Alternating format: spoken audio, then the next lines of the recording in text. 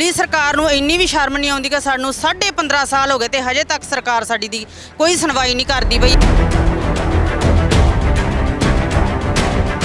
ਜੇ ਰੈਗੂਲਰ ਨਹੀਂ ਕਰਦੇ ਤਾਂ ਸਾਨੂੰ ਸੈਲਰੀ ਦਿੱਤੀ। ਅਸੀਂ ਫਾਰਮੇਸੀ ਅਫਸਰ ਜ਼ਿਲ੍ਹਾ ਪ੍ਰੀਸ਼ਦ ਦੇ ਅੰਡਰ ਵੀ ਕੰਮ ਕਰਦੇ ਰਹੇ ਹਾਂ ਤੇ ਅਸੀਂ ਕਦੇ ਕੰਮ ਤੋਂ ਪਿੱਛੇ ਨਹੀਂ ਹਟੇ। ਜੋ ਵੀ ਜਿੱਥੇ ਸਾਡੀ ਡਿਊਟੀ ਲਈ ਅਸੀਂ ਪੂਰੀ ਤਨਦੇਹੀ ਨਾਲ ਡਿਊਟੀ ਨਿਭਾਈ। ਕੋਵਿਡ ਨੂੰ ਲੈ ਕੇ ਜਿੰਨੀਆਂ ਵੀ ਡਿਊਟੀਆਂ ਨੇ ਉਹਨਾਂ ਵਿੱਚੋਂ ਸ਼ਾਇਦ ਹੀ ਕੋਈ ਅਜਿਹੀ ਡਿਊਟੀ ਹੋਵੇ ਜਿਸ ਦੇ ਉੱਪਰ ਸਾਡੇ ਜਿਹੜੇ EMPLOYEES ਉਹ ਡਿਪਲੋਇਡ ਨਾ ਹੋਣ।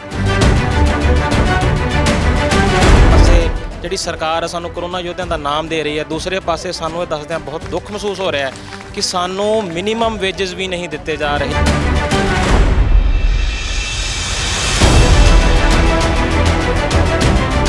ਮੈਂ ਇੱਥੇ ਇੱਕ ਚੀਜ਼ ਬੜੀ ਸਾਫ਼ ਕਰ ਦੇਣਾ ਚਾਹੁੰਦਾ ਵਿਭਾਗ ਨੂੰ ਵੀ ਤੇ ਸਰਕਾਰ ਨੂੰ ਕਿ ਅਸੀਂ ਆਪਦੀਆਂ ਮੰਗਾਂ ਜਿੰਨਾ ਚਿਰ ਪੂਰੀਆਂ ਨਹੀਂ ਹੁੰਦੀਆਂ ਉਹਨਾਂ ਚਿਰ ਇਸ ਸੰਘਰਸ਼ ਨੂੰ ਅਸੀਂ ਠੰਡਾ ਨਹੀਂ ਪੈਣ ਦੇਵਾਂਗੇ। ਟਰੈਕਟਰ ਮੁਰਦਾਬਾਦ ਮੁਰਦਾਬਾਦ ਮੁਰਦਾਬਾਦ ਇਹ ਨਿਕੰਮੇ ਟਰੈਕਟਰ ਨੂੰ ਚੱਲਦਾ ਕਰੋ ਚੱਲਦਾ ਕਰੋ ਚੱਲਦਾ ਕਰੋ। ਤੁਸੀਂ ਦੇਖ ਰਹੇ ਹੋ ਦਾ ਅਨਮਿਊਟ। ਮੈਂ ਰਣਦੀਪ ਸਿੰਘ। ਜੇਕਰ ਪੰਜਾਬ ਸਰਕਾਰ ਦੀ ਗੱਲ ਕਰੀਏ ਤਾਂ ਪੰਜਾਬ ਸਰਕਾਰ ਲਗਾਤਾਰ ਆਪਣੀਆਂ ਪ੍ਰਾਪਤੀਆਂ ਗਿਣਾ ਰਹੀ ਹੈ, ਪਰ ਦੂਜੇ ਪਾਸੇ ਜੇਕਰ ਆਮ ਲੋਕਾਂ ਦੀ ਗੱਲ ਕੀਤੀ ਜਾਏ ਤਾਂ ਲੋਕ ਲਗਾਤਾਰ ਸਰਕਾਰ ਦੇ ਉੱਪਰ ਨਿਸ਼ਾਨੇ ਕੱਸ ਰਹੇ ਨੇ। ਅੱਜ ਅਸੀਂ ਤੁਹਾਨੂੰ ਤਸਵੀਰ ਦਿਖਾਉਂਦੇ ਹਾਂ ਸੈਕਟਰ 34A ਦੀ। ਤੁਸੀਂ ਤਸਵੀਰ ਦੇ ਵਿੱਚ ਦੇਖ ਸਕਦੇ ਹੋ ਇਹ ਜਿੰਨੇ ਵੀ ਲੋਕ ਬੈਠੇ ਹੋਏ ਨੇ ਇਹ ਫਾਰਮੇਸੀ ਅਫਸਰ ਨੇ ਔਰ ਵੱਡੀ ਗਿਣਤੀ ਦੇ ਵਿੱਚ ਅੱਜ ਇਹ ਇਕੱਤਰ ਹੋਏ ਨੇ ਪਰਿਵਾਰ ਕਲਿਆਣ ਭਵਨ ਸੈਕਟਰ 34A ਦੇ ਵਿੱਚ। ਇਹਨਾਂ ਦੇ ਵੱਲੋਂ ਧਰਨਾ ਪ੍ਰਦਰਸ਼ਨ ਕੀਤਾ ਜਾ ਰਿਹਾ। ਇਹਨਾਂ ਦੀਆਂ ਆਪਣੀਆਂ ਮੰਗਾਂ ਨੇ ਕਿ ਪਿਛਲੇ ਸਮੇਂ ਤੋਂ ਇਹਨਾਂ ਨੂੰ ਤਨਖਾਹ ਨਹੀਂ ਦਿੱਤੀ ਜਾ ਰਹੀ। ਆਖਰ ਕੀ ਵਜ੍ਹਾ ਰਹੀ ਕਿ ਸਰਕਾਰ ਇਹਨਾਂ ਨੂੰ ਹੁਣ ਤੱਕ ਤਨਖਾਹ ਨਹੀਂ ਦੇ ਰਹੀ ਜਾਂ ਇਹਨਾਂ ਦੀਆਂ ਮੰਗਾਂ ਕੀ ਨੇ, ਅਸੀਂ ਗੱਲਬਾਤ ਕਰਾਂਗੇ। ਅੱਜ ਇੱਥੇ ਧਰਨਾ ਦਿੱਤਾ ਜਾ ਰਿਹਾ ਜੀ। ਵੱਡੀ ਗਿਣਤੀ ਦੇ ਵਿੱਚ ਨੌਜਵਾਨ ਲੋਕ, ਬੀਬੀਆਂ ਸਭ ਬੈਠੇ ਹੋਏ ਨੇ। ਕੌਣ ਲੋਕ ਇੱਥੇ ਆਏ ਨੇ, ਕਦੋਂ ਤੋਂ ਧਰਨਾ ਚੱਲ ਰਿਹਾ ਤੇ ਕੀ ਮੰਗ ਹੈ? ਅਸੀਂ ਫਾਰਮੇਸੀ ਅਫਸਰ ਐਸੋਸੀਏਸ਼ਨ ਆਫ ਪੰਜਾਬ, ਸਾਡਾ ਮਤਲਬ ਸ਼ੁਰੂ ਤੋਂ ਹੀ ਸੰਘਰਸ਼ ਅਸੀਂ 2006 ਤੋਂ EMPLOYEES ਸਰਕਾਰ ਦੇ ਰੱਖੇ ਹੋਏ ਆ, ਪਰ ਅੱਜ ਤੱਕ ਸਾਡੀ ਕੋਈ ਪੁਕਾਰ ਨਹੀਂ ਸੁਣੀ ਗਈ। ਅੱਜ ਅਸੀਂ ਹੁਣ ਸਾਨੂੰ 3 ਮਹੀਨੇ ਹੋ ਗਏ ਹੈਲਥ ਡਿਪਾਰਟਮੈਂਟ ਸ਼ਿਫਟ ਕੀਤਿਆਂ ਨੂੰ। ਪਹਿਲਾਂ ਅਸੀਂ ਰੂਰਲ ਹੈਲਥ ਡਿਸਪੈਂਸਰੀਆਂ 'ਚ ਕੰਮ ਕੀਤਾ ਸੀਗਾ, ਉਹਦੇ ਵਿੱਚ ਵੀ ਸਾਡੀ ਕੋਈ ਸੁਣਵਾਈ ਨਹੀਂ ਹੋਈ। ਹੁਣ 3 ਮਹੀਨੇ ਹੋ ਗਏ, ਨਾ ਤਾਂ ਸਾਨੂੰ ਸਰਕਾਰ ਕੋਈ ਤਨਖਾਹ ਦੇ ਬਾਰੇ ਸੁਣਦੀ ਪਈ ਹੈ, ਨਾ ਸਾਡਾ ਕੋਈ ਹੋਰ ਸੁਣਵਾਈ ਹੋ ਰਹੀ ਹੈ, ਨਾ ਕੋਈ ਸਾਨੂੰ ਰੈਗੂਲਰ ਕਰਦੀ ਪਈ ਹੈ। ਰੈਗੂਲਰ ਜਿੰਨਾ ਟਾਈਮ ਨਹੀਂ ਕਰਦੀ, ਕਮ ਸੇ ਕਮ ਸਾਨੂੰ ਬਰਾਬਰ ਕੰਮ ਬਰਾਬਰ ਤਨਖਾਹ ਤਾਂ ਦੇ ਦਿੱਤੀ ਜਾਵੇ, ਕਿਉਂਕਿ ਸਾਡੀ ਅੱਜ ਨਿਗੂਣੀ ਜੀ ਤਨਖਾਹ ਹੈ। ਸਿਰਫ 11,000 ਸੈਲਰੀ ਆ, ਜਿਹਦੇ ਵਿੱਚ ਨਾ ਅਸੀਂ ਆਪਣੇ ਬੱਚੇ ਪਾਲ ਸਕਦੇ ਹਾਂ, ਨਾ ਅਸੀਂ ਆਪਣੇ ਬਜ਼ੁਰਗਾਂ ਦੀ ਦੇਖ ਰੇਖ ਕਰ ਸਕਦੇ ਹਾਂ, ਤੇ 11,000 'ਚ ਦੇਖੋ ਅਸੀਂ ਚੁੱਲ੍ਹਾ ਕਿਵੇਂ ਚਲਾਵਾਂਗੇ। ਕੁਝ ਸਾਡੀਆਂ ਭੈਣਾਂ ਵਿਧਵਾ ਹੋ ਚੁੱਕੀਆਂ ਹੈਗੀਆਂ, ਉਹ ਦੇਖੋ ਆਪਦੇ ਬੱਚਿਆਂ ਨੂੰ 11,000 ਤੇ ਕਿਵੇਂ ਪਾਲਣ ਪੋਸ਼ਣ ਕਰਨ। ਇਹ ਅੰਨੀ ਤੇ ਬੋਲੀ ਸਰਕਾਰ ਨੂੰ ਇੰਨੀ ਵੀ ਸ਼ਰਮ ਨਹੀਂ ਆਉਂਦੀ ਕਿ ਸਾਨੂੰ 15.5 ਸਾਲ ਹੋ ਗਏ ਤੇ ਹਜੇ ਤੱਕ ਸਰਕਾਰ ਸਾਡੀ ਦੀ ਕੋਈ ਸੁਣਵਾਈ ਨਹੀਂ ਕਰਦੀ ਪਈ। ਅਸੀਂ ਇਸ ਲਈ ਅੱਜ ਸਾਰਾ ਪੰਜਾਬ ਇਕੱਠੇ ਹੋਏ ਆ, ਨਾਲ ਸਾਡੇ ਨਾਲ ਰੈਗੂਲਰ ਫਾਰਮਾਸਿਸਟ ਵੀ ਸਾਡੇ ਆਏ ਹੋਏ ਆ। ਅਸੀਂ ਇਸ ਸੰਘਰਸ਼ ਨੂੰ, ਜੇ ਸਰਕਾਰ ਨੇ ਸਾਡੀ ਇੱਕ ਨਾ ਸੁਣੀ ਤਾਂ ਇਸ ਸੰਘਰਸ਼ ਨੂੰ ਅਸੀਂ ਇੰਨਾ ਕੁ ਤਿੱਖਾ ਕਰਾਂਗੇ ਕਿ ਸਰਕਾਰ ਦੀਆਂ ਅੱਖਾਂ ਤੇ ਕੰਨ ਬੰਦ ਕਰ ਦੇਵਾਂਗੇ। ਤੁਸੀਂ ਵੀ ਨਾਲ ਆਏ ਹੋ, ਤੁਹਾਡਾ ਨਾਮ ਕੀ ਹੈ? ਪਹਿਲਾਂ ਆਪਣਾ ਨਾਮ ਵੀ ਦੱਸੋ ਤੇ ਨਾਲ ਦੱਸੋ ਤੁਹਾਡੀ ਵੀ ਇਹੀ ਮੰਗ ਹੈ, ਕਿਉਂਕਿ ਸਾਰੇ ਜਿਹੜੇ ਹੈ ਇਕੱਠੇ ਹੋ ਕੇ ਇੱਥੇ ਆਏ ਨੇ। ਤੁਸੀਂ ਕੀ ਸਰਕਾਰ ਨੂੰ ਕਹਿਣਾ ਚਾਹੋਗੇ ਇਸ ਮੌਕੇ?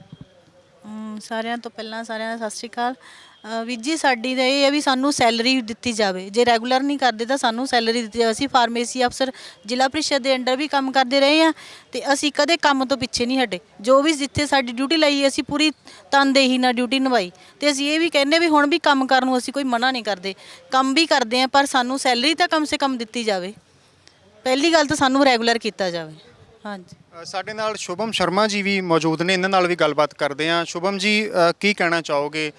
ਸਾਰੇ ਲੋਕ ਉਹ ਨੇ ਜਿਨ੍ਹਾਂ ਨੂੰ 3-3 ਮਹੀਨਿਆਂ ਤੋਂ ਸੈਲਰੀਆਂ ਨਹੀਂ ਮਿਲੀਆਂ, ਜਾਂ ਕੁਝ ਉਹ ਲੋਕ ਨੇ ਜਿਨ੍ਹਾਂ ਤੋਂ ਇਸ ਤੋਂ ਵੀ ਲੰਮਾ ਸਮਾਂ ਹੋ ਗਿਆ। ਸਰਕਾਰ ਤਾਂ ਵੱਡੇ ਦਾਅਵੇ ਕਰ ਰਹੀ ਹੈ ਕਿ ਉਹਨਾਂ ਨੇ ਬਹੁਤ ਵੱਡੀਆਂ ਪ੍ਰਾਪਤੀਆਂ ਕੀਤੀਆਂ, ਇਲੈਕਸ਼ਨ ਵੀ ਮੂਹਰੇ ਆ ਰਹੀ ਹੈ, ਸਿਰ ਤੇ ਖੜੀ ਹੈ, ਸਰਕਾਰ ਲਗਾਤਾਰ ਆਪਣੀਆਂ ਪ੍ਰਾਪਤੀਆਂ ਗਿਣਾ ਰਹੀ ਹੈ, ਪਰ ਸੱਚਾਈ ਕੀ ਹੈ ਤੁਸੀਂ ਦੱਸੋ। ਸਭ ਤੋਂ ਪਹਿਲਾਂ ਤਾਂ ਮੈਂ ਸਾਰੇ ਦਰਸ਼ਕਾਂ ਦਾ ਬਹੁਤ ਧੰਨਵਾਦ ਕਰਦਾ। ਜਿਹੜੀ ਗੱਲ ਕਰ ਰਹੇ ਹਾਂ ਸਰਕਾਰ ਦੇ ਦਾਅਵਿਆਂ ਦੀ, ਸਰਕਾਰ ਦੇ ਦਾਅਵਿਆਂ ਤੋਂ ਤਾਂ ਮੈਨੂੰ ਲੱਗਦਾ ਪੰਜਾਬ ਦਾ ਅੱਜ ਕੋਈ ਵੀ ਵਸਿੰਦਾ ਹੈ ਜਿਹੜਾ ਉਹ ਨਹੀਂ ਹੋਊਗਾ, ਜਿਹੜਾ ਉਹਨਾਂ ਦੇ ਦਾਅਵਿਆਂ ਤੋਂ ਜਾਣੂ ਨਹੀਂ ਹੋਊਗਾ, ਕਿਉਂਕਿ ਉਹਨਾਂ ਦਾ ਕਹਿਣਾ ਕੁਝ ਹੋਰ ਹੁੰਦਾ ਤੇ ਕਰਨਾ ਕੁਝ ਹੋਰ ਹੁੰਦਾ। ਅਸੀਂ ਪਿਛਲੇ 15 ਸਾਲਾਂ ਤੋਂ ਪਿੰਡਾਂ ਦੀਆਂ ਜਿਹੜੀਆਂ ਡਿਸਪੈਂਸਰੀਆਂ ਉਹਨਾਂ ਦੇ ਵਿੱਚ ਸੇਵਾਵਾਂ ਨਿਭਾ ਰਹੇ ਹਾਂ, ਬਹੁਤ ਹੀ ਨਿਗੂਣੀਆਂ ਤਨਖਾਹਾਂ 'ਤੇ। ਅੱਜ ਦੀ ਘੜੀ ਸਾਨੂੰ ਇੱਕ ਮੁਸ਼ਤ 11,000 ਰੁਪਏ ਦਿੱਤਾ ਜਾ ਰਿਹਾ ਹੈ। 2 ਮਾਰਚ 2021 ਨੂੰ ਪੰਜਾਬ ਦੀ ਕੈਬਨਿਟ ਨੇ ਇੱਕ ਫੈਸਲਾ ਕੀਤਾ ਕਿ ਪਿੰਡਾਂ ਦੀਆਂ ਡਿਸਪੈਂਸਰੀਆਂ ਜਿਹੜੀਆਂ ਉਹਨਾਂ ਦੇ ਵਿੱਚੋਂ 618 ਡਿਸਪੈਂਸਰੀਆਂ ਸਿਹਤ ਵਿਭਾਗ ਦੇ ਵਿੱਚ ਮਰਜ ਕਰ ਦਿੱਤੀਆਂ ਗਈਆਂ ਬਿਨਾਂ ਉਹਨਾਂ ਡਿਸਪੈਂਸਰੀਆਂ ਵਿੱਚ ਕੰਮ ਕਰਦੇ ਭਵਿੱਖ ਜਿਹੜੇ ਸਟਾਫ ਦੇ ਭਵਿੱਖ ਲਈ ਕੋਈ ਠੋਸ ਨੀਤੀ ਬਣਾਏ। ਸਿਰਫ ਜਿਵੇਂ ਜੋ ਹੈ ਜਿੱਥੇ ਹੈ ਦੇ ਆਧਾਰ ਤੇ ਸ਼ਿਫਟ ਕਰ ਦਿੱਤਾ ਗਿਆ ਹੈ। ਅੱਜ ਦੀ ਘੜੀ ਜੇ ਅਸੀਂ ਕਰੋਨਾ ਮਹਾਮਾਰੀ ਦੀ ਗੱਲ ਕਰੀਏ ਤਾਂ ਅਸੀਂ ਪਿਛਲੇ 1.5 ਸਾਲ ਤੋਂ ਫਰੰਟ ਲਾਈਨ ਤੇ ਕੰਮ ਕਰ ਰਹੇ ਹਾਂ, ਚਾਹੇ ਉਹ ਆਈਸੋਲੇਸ਼ਨ ਦੀਆਂ ਡਿਊਟੀਆਂ ਹੋਣ, ਚਾਹੇ ਉਹ ਫਲੂ ਕਾਰਨਰਸ ਦੀਆਂ ਡਿਊਟੀਆਂ ਹੋਣ, ਚਾਹੇ ਉਹ ਕੋਵਿਡ ਦੀਆਂ ਡਿਊਟੀਆਂ ਹੋਣ, ਚਾਹੇ ਉਹ ਕੋਵਿਡ ਦੀ ਤੁਸੀਂ ਗੱਲ ਕੀਤੀ ਹੈ। ਕੋਵਿਡ ਦੇ ਦੌਰਾਨ ਕਿਉਂਕਿ ਇਹ ਵੱਡੀ ਮਹਾਮਾਰੀ ਸੀ, ਬਹੁਤ ਸਾਰੀਆਂ ਮੌਤਾਂ ਪੂਰੇ ਦੇਸ਼ ਦੇ ਵਿੱਚ ਹੋਈਆਂ, ਬਹੁਤ ਸਾਰੇ ਡਾਕਟਰ ਵੀ ਮੌਤ ਦੇ ਮੂੰਹ ਵਿੱਚ ਚਲੇ ਗਏ। ਤੁਹਾਡੀਆਂ ਕਿਹੋ ਜਿਹੀਆਂ ਸੇਵਾਵਾਂ ਸਨ ਜਿਹੜੀਆਂ ਤੁਸੀਂ ਨਿਭਾਈਆਂ ਇਸ ਮੌਕੇ ਤੇ ਜੋ ਸਰਕਾਰ ਨੂੰ ਯਾਦ ਦਿਵਾਉਣਾ ਚਾਹੋ?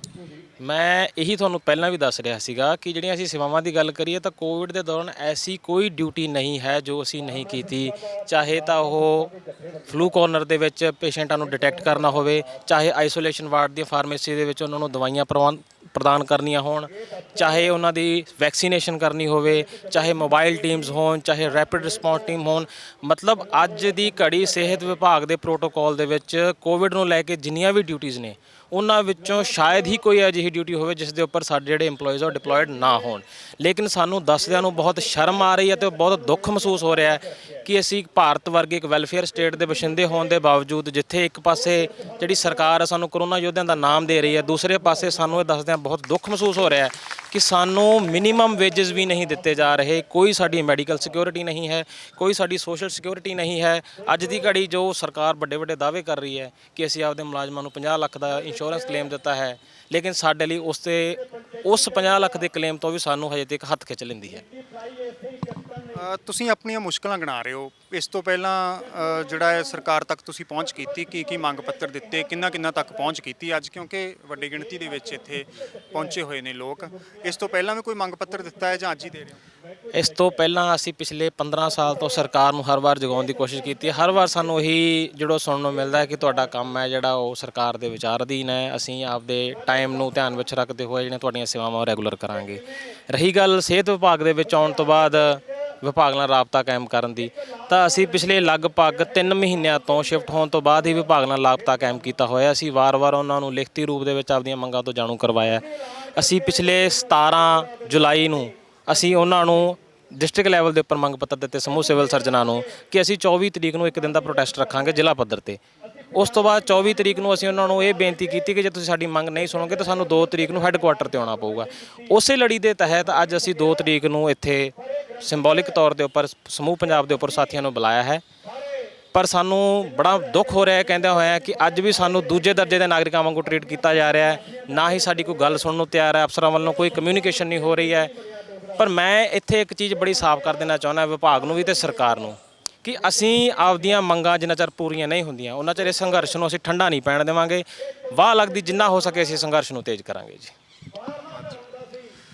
ਇੱਕ ਵਾਰ ਤੁਹਾਨੂੰ ਫਿਰ ਤਸਵੀਰ ਦਿਖਾ ਦਿੰਦੇ ਹਾਂ। ਮੈਂ ਕੈਮਰਾਮੈਨ ਨੂੰ ਕਹਾਂਗਾ ਕਿ ਇੱਕ ਵਾਰ ਤਸਵੀਰ ਦਿਖਾ ਦੇਣ।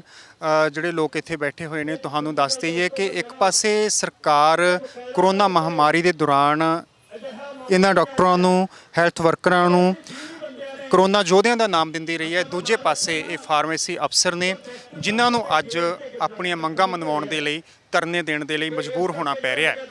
ਫਾਰਮੇਸੀ ਅਫਸਰ ਐਸੋਸੀਏਸ਼ਨ ਆਫ ਪੰਜਾਬ ਦੇ ਵੱਲੋਂ ਜਿਹੜਾ ਹੈ ਇੱਥੇ ਅੱਜ ਧਰਨਾ ਪ੍ਰਦਰਸ਼ਨ ਕੀਤਾ ਜਾ ਰਿਹਾ। ਵੱਖ-ਵੱਖ ਜ਼ਿਲ੍ਹਿਆਂ ਤੋਂ ਇਹ ਫਾਰਮੇਸੀ ਅਫਸਰ ਅੱਜ ਇੱਥੇ ਇਕੱਠੇ ਹੋਏ ਨੇ, ਤੁਸੀਂ ਤਸਵੀਰਾਂ ਦੇ ਵਿੱਚ ਦੇਖ ਸਕਦੇ ਹੋ।